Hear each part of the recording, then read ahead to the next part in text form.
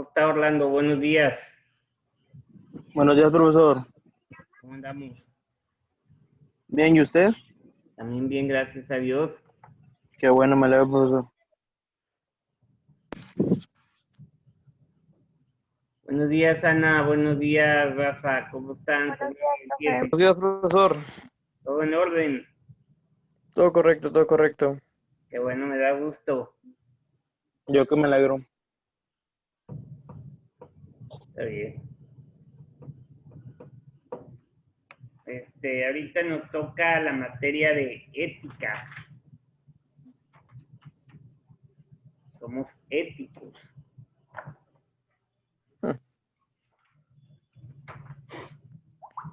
Vamos a aceptar a Jesús, vamos a aceptar a Rebeca, vamos a aceptar a Edgar, a Alan, a Paola. Buenos días, profe. Buenos días, Jesús, ¿cómo estás? Bien, bien.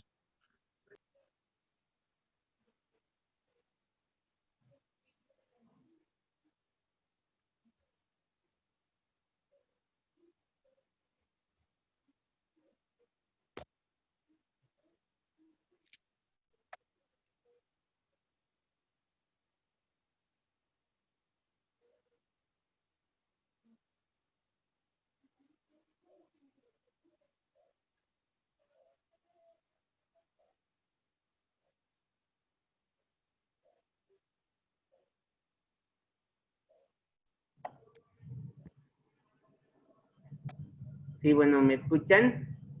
Sí. Ok, es que hace ratito no se escuchaba. Bueno, vamos a empezar a ver que nos queda.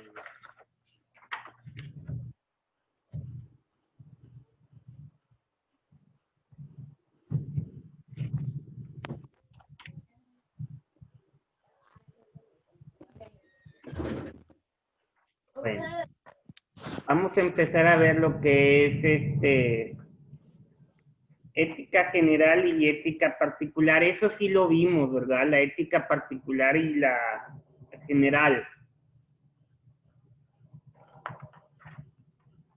Vamos a ver el método de la ética. El método de la ética dice, por su doble aspecto teórico y práctico, la ética requiere de un método que responda a esa dualidad. Si se considera al objeto de la ética solo como un producto de la experiencia, el método aplicable es el inductivo, que va de lo particular a lo universal. Si por el contrario, la fundamentación se apoya en lo a priori como punto de partida, el método más viable es el deductivo, que parte de lo general, de la ley moral y concluye, en el caso particular, valorándolo de acuerdo con una norma específica, como bueno o malo. El método deductivo se basa en la razón y en la idea de un imperativo inflexible. La ética no puede desatender el hecho concreto de la moralidad, como tampoco el aspecto normativo a priori al debe ser. En la antigüedad son los estoicos un ejemplo del concepto racionalista de ética. Ellos concibieron al universo como algo bueno, regido por una razón o logos supremo del cual el hombre debía ser un reflejo adecuado, adecuando su alma al sentido racional supremo que ordena al cosmos, que a los racionales les ha sido dada la razón como principado más perfecto, a fin de que viviendo según ella sea rectamente conforme a la naturaleza, pues la razón es la directriz. y artífice de los apetitos. Otros filósofos como Baruch Spinoza en 1634 a 1677 y Emmanuel Kant 1724-1804 también propusieron una ética de corte racionalista que enfatiza el carácter universal de la ley y sus necesidades de encarnarse en actos particulares susceptibles de ser valorados moralmente. El método inductivo, utilizado por la ética de carácter empírico, se basa en hechos, en experiencias concretas, con todos sus matices históricos, sociales, etc., a partir de los cuales se formulan las normas morales bajo cuya autoridad han de valorarse los actos particulares, actos que se desarrollan en determinados tiempos y circunstancias, por lo que no se puede hablar de un criterio moral, sino de tantos criterios como tiempos y situaciones se consideren. Lo que resulta benéfico para algunos puede no ser de ayuda para otros. Los positivistas aceptan este método inductivo o experimental como el más adecuado para la ética.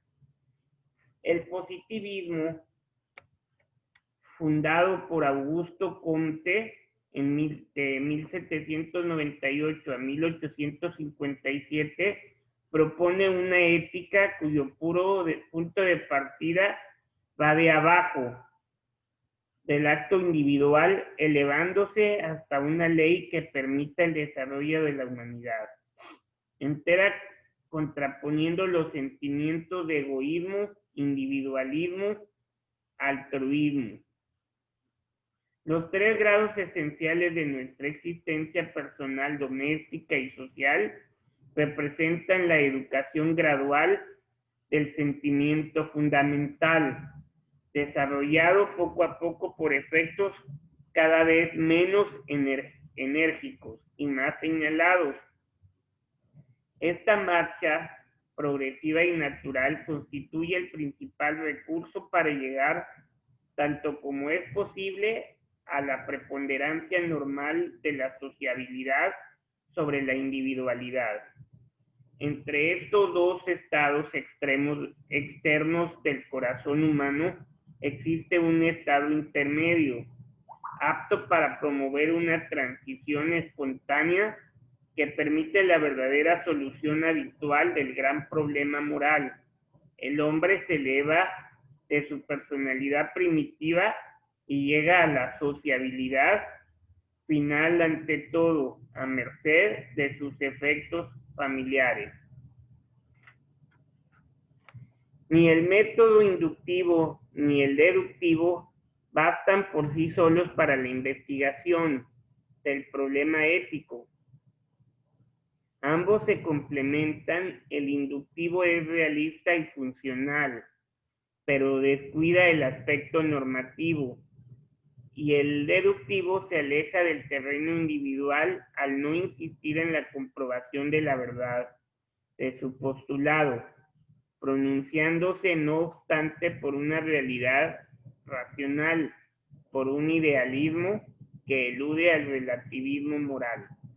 Algunos filósofos no consideran suficientes estos métodos para la investigación de una ética filosófica y proponen otro método, el intuitivo, como el método capaz de captar el valor en forma directa e inmediata. Representantes de esta dirección lo son Max Scheler y Henry Bergson. Para Max Scheler, filósofo alemán, 1874-1928, los valores existen como tales, es decir, como valores. No se les debe confundir con los bienes. Los valores tampoco son cualidades. Por tanto, el método para conocerlos es el intuitivo, que a través de la emoción rebasa tanto la sensibilidad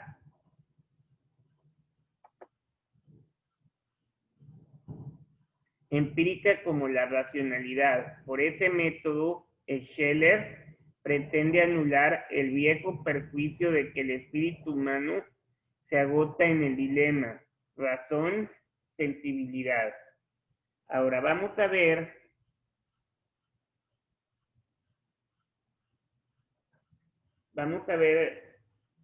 espera,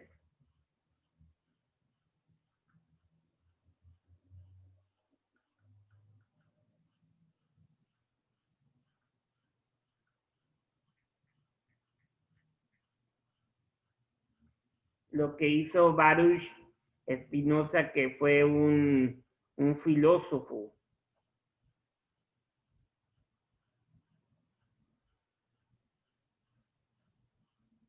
Que él decía que quería alcanzar la libertad. Dice, Spinoza fue un racionalista, entendido esto como miembro de la corriente filosófica que surgió en Europa durante el siglo XVII.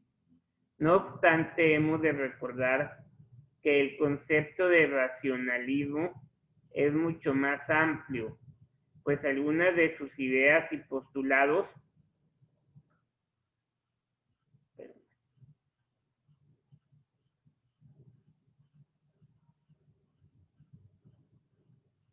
estaban ya presentes en la antigua Grecia, como por ejemplo en la obra de Platón. Es necesario aclarar además que pese a su nombre no es la razón un atributo exclusivo del racionalismo. También el empirismo, teoría opuesta al racionalismo, haría uso de la razón, y como el racionalismo tuvo ya en Grecia filósofos que defendían sus ideas como Aristóteles, lo que motiva el término de racionalismo es el modo en que los filósofos de esta corriente ven y aplican la razón a toda la realidad del mundo. En este sentido, Spinoza es un racionalista radical, absoluto, pues parte de la idea de que mediante la razón el ser humano es capaz de comprender la estructura racional del mundo que lo rodea. Esta visión determinó no solo el contenido de la filosofía de Spinoza, sino también su forma. Los racionalistas, en su búsqueda de un conocimiento puro y exacto, se fijaron en las matemáticas y la lógica. De ahí que no sea extraño, por ejemplo, que la gran obra de nuestro protagonista sea ética, demostrada según el orden geométrico, en la que Spinoza explica sus teoremas mediante definiciones y axiomas. Por otra parte, no solo de racionalismo cartesiano vive Spinoza. En su obra encontramos también conceptos de la escolástica, ocanismo y escotismo, de la tradición hebrea, la Biblia, el Talmud, la Cábala o las obras de Maimónides, y de Grecia, principalmente el estoicismo. A todo ello hay que sumar ideas de la ciencia natural contemporánea, como la de Giordano Bruno y la teoría política de Thomas Hobbes. También vio lo que es la metafísica. Spinoza entiende por sustancia solo una cosa: aquello que no necesita de nadie para existir y quien no necesita nada, Dios, que son entonces, en opinión de Spinoza, todas las demás cosas, no sustancias sino atributos. Responde: los atributos son lo que el entendimiento percibe de la sustancia como constituyente de su esencia. Esto no es más que las reglas, no es más que la res cogitans y res extensa de Descartes, pero en este caso Rebajadas ambas de categoría, Descartes las llama sustancias, mientras que Spinoza prefiere pensar que son atributos de la única sustancia que existe, Dios. Dios es definido por el filósofo holandés como entre absolutamente infinito, la sustancia que consta de infinitos atributos. Este Dios del que habla Spinoza, él lo identifica con la naturaleza. Todo lo que hay, todo lo que existe, la realidad suprema, es solo una afección de Dios. Es por esto que decimos que Spinoza es un panteísta, quienes defienden que el universo, la naturaleza y la deidad, Dios, son la misma cosa. Ahora, por sustancia entiendo que aquello que es en sí y se concibe por sí, esto es aquello cuyo concepto no necesita del concepto de otra cosa por la que deba formarse. Son tres ideas verdaderamente radicales las que podemos extraer. No hay pluralidad en la sustancia. La naturaleza Dios es la única que existe y el orden ideal es el mismo que el real. Parece demasiado complicado, en realidad no lo es. Pensemos por un momento en nuestra propia vida. Nunca hemos tenido la sensación, al descubrir y comprender algo, de que parece que existe una verdad superior, como si todo lo que existe en la naturaleza fuera increíblemente exacto, como si todo formara parte de algo mayor y perfectamente conectado. Esto es exactamente a lo que se refiere Spinoza, poniéndole nombre y apellidos. Ahora habla sobre la ética, que es el punto más importante. Partiendo de la metafísica, es como llegamos a la ética, puesto que todo lo que hay es naturaleza. No tiene sentido oponerle nada, ni siquiera aquello que denominamos espíritu. El alma no es más que la idea del cuerpo, por lo que las dos están estrechamente relacionadas. Se dice libre la cosa que existe por la sola necesidad de su naturaleza y que se determina a obrar por sí sola. ¿Qué quiere decir todo esto? Que solo Dios es realmente libre. Spinoza es un determinista. El hombre no es libre. Todo lo que le ocurre es necesario y está escrito de antemano. Todo lo que acontece en su vida, especialmente lo relacionado con sus pasiones, sigue el curso de la naturaleza. ¿No hay entonces manera de que seamos libres? La hay, dice Spinoza, el conocimiento. Cuando el hombre comprende que no es libre y acepta su esencia, es cuando puede realmente acercarse a la libertad. La razón es, por tanto, la herramienta que nos permite conseguirlo, que lo hace posible. Es mediante la razón que podemos alcanzar el conocimiento y con él la libertad. El ser del hombre es saber que no es libre y que tiene que vivir de acuerdo con su naturaleza, Dios. Si buscábamos la influencia estoica en Spinoza, aquí la encontramos en la forma de su principal dogma. Solo la obediencia a Dios nos hace libres. Podemos concluir de todo esto que la filosofía no es otra cosa que un saber divino. Es el modo supremo del conocimiento. Y en ella, además, es donde residen tanto la libertad como la felicidad, que tanto perseguimos en la vida. La ética spinoziana culmina, como hemos visto, en el amor intelectual a Dios.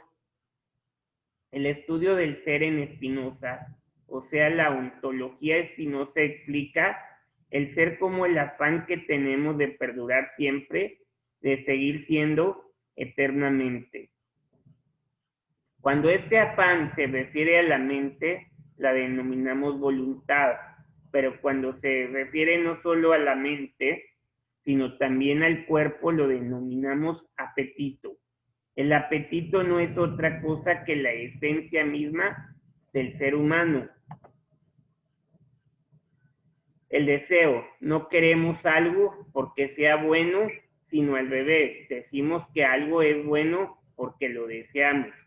Existen además otros dos afectos para este autor, la alegría y la tristeza. Ambas relacionadas con el ser.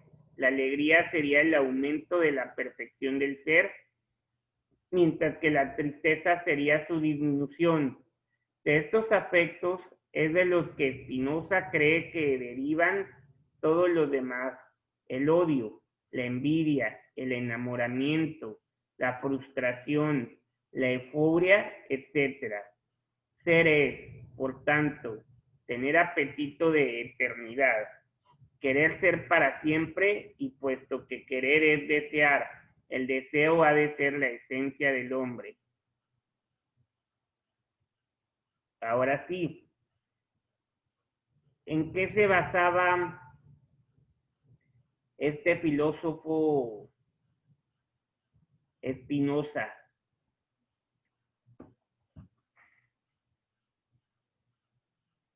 ¿Alguien me puede decir cómo basaba su filosofía Spinoza?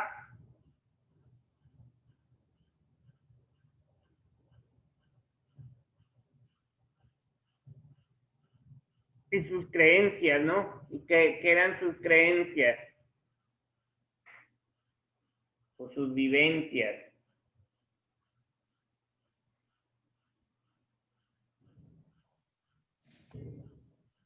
A lo que yo escuché, pues se basaba en Dios. Eso es, se basa en Dios. El Dios era todo para él, ¿no? Sí, porque según él es el creador de la naturaleza. Así es. Entonces, gracias a Dios, según él, dice que es su naturaleza. Ok, ahora vamos a ver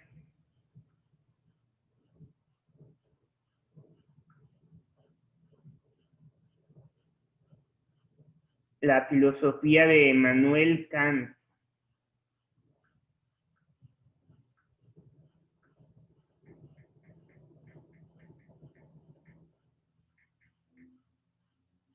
Que es otro filósofo también muy importante.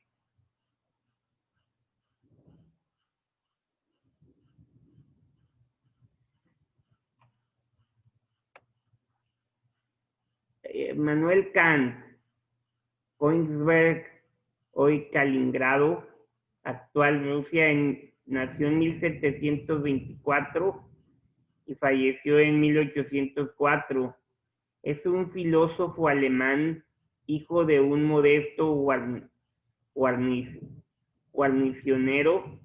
Fue educado en el pietismo en 1740. Ingresó en la Universidad de Königsberg como estudiante de teología y fue alumno de Martin Crutzen, quien lo introdujo en la filosofía racionalista de Leibniz y Christian Wolff, y le imbuyó a sí mismo el interés por la ciencia natural, en particular por la mecánica de Newton. Su existencia transcurrió prácticamente por entero en su ciudad natal, de la que no llegó a alejarse más que un centenar de kilómetros cuando residió por unos meses en Amsdorf. Como preceptor, actividad a la actual se dedicó para ganarse el sustento luego de la muerte de su padre en 1746.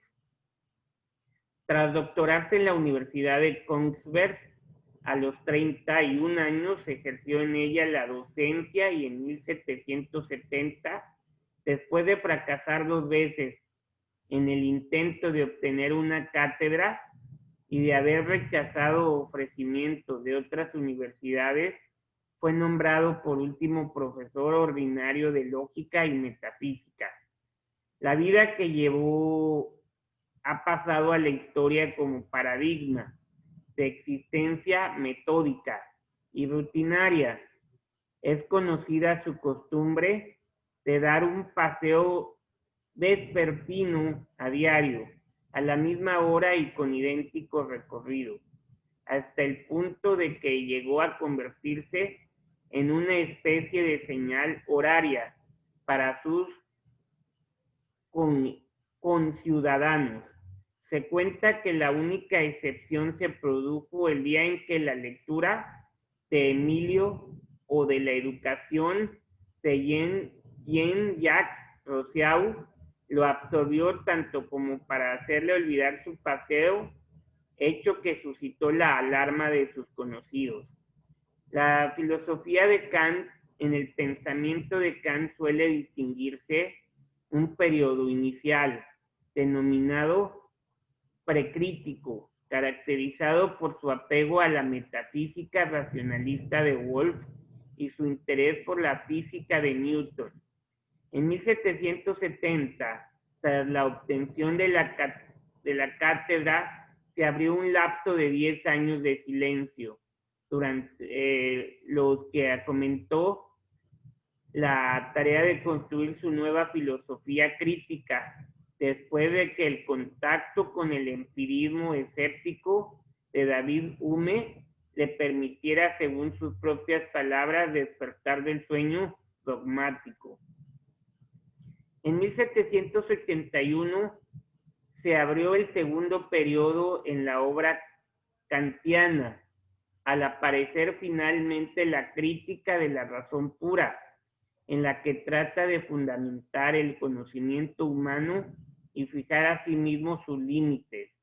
El giro copernicano que pretendía imprimir a la filosofía consistía en concebir el conocimiento como trascendental, es decir, estructurado a partir de una serie de principios a priori impuestos por el sujeto que permiten obtener la experiencia procedente de los sentidos, resultado de la intervención del entendimiento humano, son los fenómenos, mientras que la cosa en sí, el noúmeno, es por definición incognoscible. Pregunta fundamental en su crítica es la posibilidad de establecer juicios sintéticos, es decir, que añadan información a diferencia de los analíticos y a priori, con valor universal, no contingente, cuya posibilidad para las matemáticas y la física alcanzó a demostrar, pero no para la metafísica, pues esta no aplica las estructuras trascendentales a la experiencia, de modo que sus conclusiones quedan sin fundamento. Así el filósofo puede demostrar a la vez la existencia y la no existencia de Dios o de la libertad, con razones válidas por igual. El sistema fue desarrollado por Kant en su crítica de la razón práctica, donde establece la necesidad de un principio moral a priori, el llamado imperativo categórico, derivado de la razón humana. En su vertiente práctica. En la moral, el hombre debe actuar como si fuera libre, aunque no sea posible demostrar teóricamente la existencia de esa libertad. El fundamento último de la moral procede de la tendencia humana hacia ella y tiene su origen en el carácter, a su vez, noumérico del hombre. Kant trató de unificar ambas críticas, con una tercera, la crítica del juicio, que estudia el llamado goce estético y la finalidad en el campo de la naturaleza, cuando en la posición del fin interviene el hombre. El juicio es estético, cuando el fin está en función de la naturaleza. Y su orden particular, el juicio es tecnológico. En ambos casos cabe hablar de una desconocida raíz común, vinculada a la idea de libertad, a pesar de su carácter oscuro y hermético.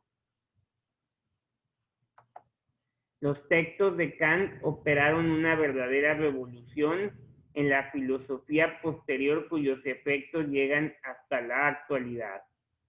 ¿En qué se basaba Emmanuel Kant?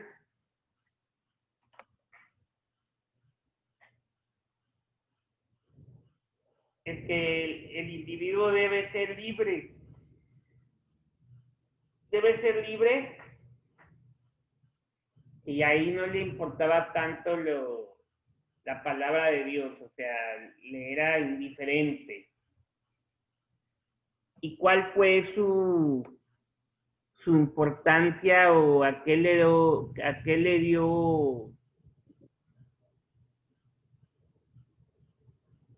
dio, ¿cómo se llama? A él lo que le importaban eran las críticas, se basaba más en las críticas. ¿Ok, jóvenes? Ahora, ¿qué es la racionalidad? ¿Alguien me lo puede explicar? ¿Qué es la racionalidad, Paola o Rafael o Miroslava, Orlando, Rebeca? Es cuando haces algo por razón y no por dices, ay, yo pienso que está bien. Ok, ¿compras algo? ¿Mandé? Dijo que compraba algo porque ¿qué? No, Es no, que no, no. se Cuando trabó. cuando haces algo por razón y Ok, no te dejas llevar así porque yo pienso que está bien. O sea, ok. O sea, haces algo con razón y tú la deduces si es buena o no. pues sí. Ok. Para usted, Rafa, ¿qué es Profe, racionalización? Pues es que es esto lo que más es similar a lo que dijo Paola. Es cuando actúas por la razón, por lo que es correcto, independientemente de lo que tú creas. Ok. Ok. Miros, yo pienso que es como un impulso. ok. Ahora, si yo ahorita le digo para usted qué es lo bueno y qué es lo malo, ¿qué me contestaría?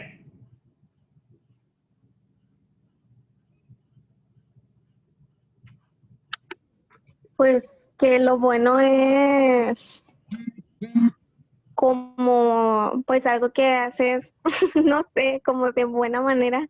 Es que no tengo las palabras correctas, o sea, como de fe, de corazón, y lo malo es algo que haces para, Por obligación. ajá, o sea, como para, ¿cómo explicarlo? O sea, que te gusta ver mal a la gente, entonces pues lo haces para satisfacer.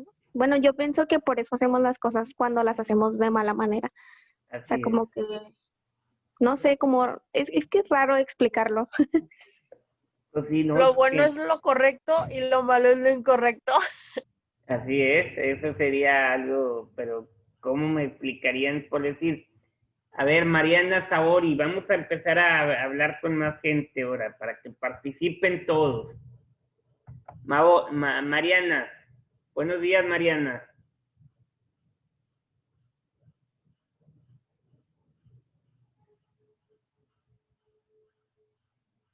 Buenos días, Ana Jordán.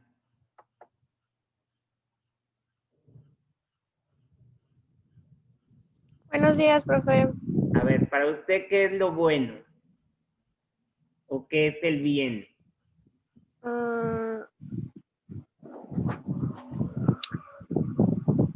Como que hacer actos que beneficien a todos. ¿Ok? Y si te digo, ¿qué es el mal?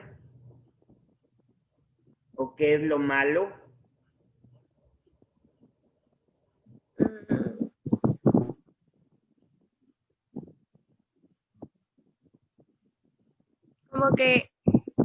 que dañen a una persona Hechos que dañan a una persona. Ok. o en general a las cosas, vaya. Ok, muy bien. Excelente. A ver, Cristian. ¿Cómo está Cristian?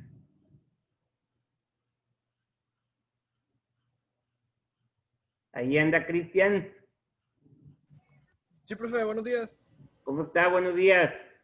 Buenos días. ¿Qué es para usted el bien? Es cuando haces algo de buena manera sin hacerlo por quedar bien o forzadamente, creo.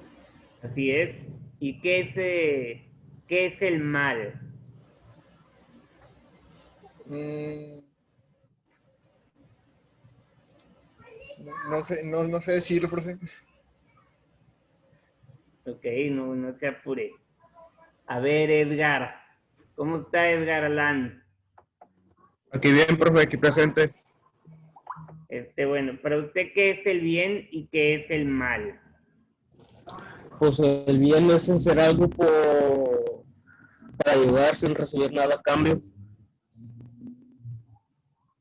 Ok, Y el mal es como que a pesar que te ayuden, tú desear no ayudarlos. O sea, no te nace ayudarles. ok. Así es. Muy bien. Orlando.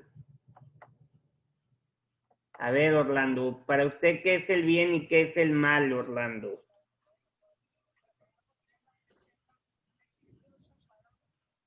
Pues el bien es algo que se hace de buena manera, o sea, que es algo que se puede hacer de buena manera Así es, para ti o para las demás personas. así es. ¿Y qué era el otro? El mal o lo malo. Es algo, es algo que te puede afectar o puedes influir a las demás personas. Sí, no, algo así por ahí. Muy bien. Vamos bien. Rebeca, para usted, ¿qué es el bien y qué es el mal?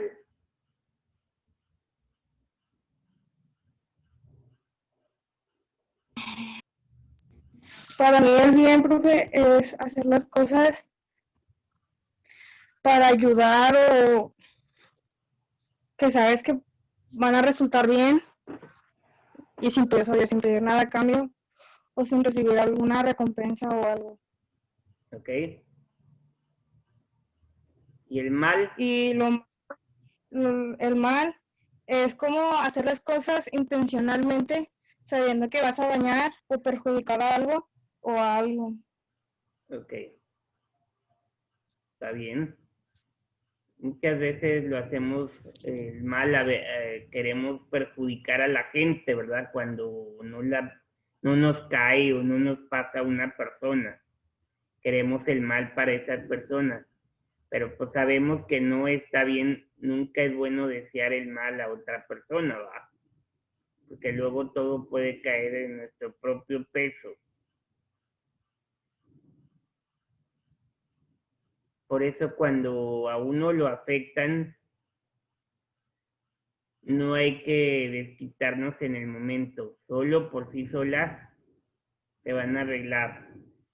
Yo tengo parientes que por eso hay un dicho que dice, el que obra mal, se le pudre el tamal.